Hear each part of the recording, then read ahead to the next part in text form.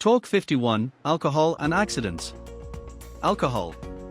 A drink that seems harmless. A toast at the table. A way to celebrate. A way to forget problems. But behind a smile, there is tragedy. Alcohol has destroyed families, caused illnesses, and taken countless lives.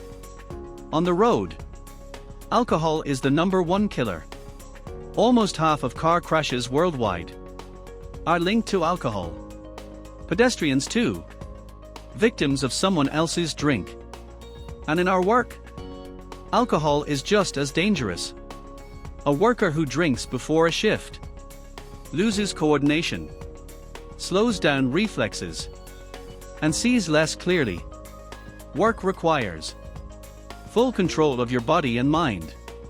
If accidents happen even when sober, imagine under the influence. Here is the cruel truth. The drunk worker thinks he is fine. He feels confident.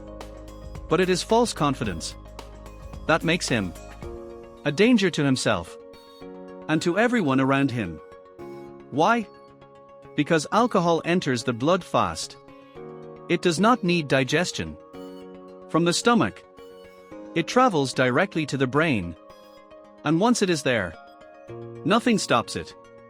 Not coffee. Not fresh air. Not exercise.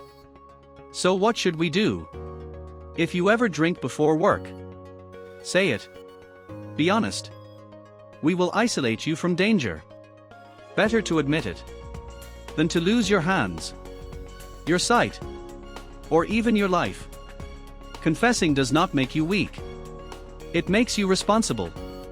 It shows respect for yourself and for your team. Remember, alcohol and work do not mix.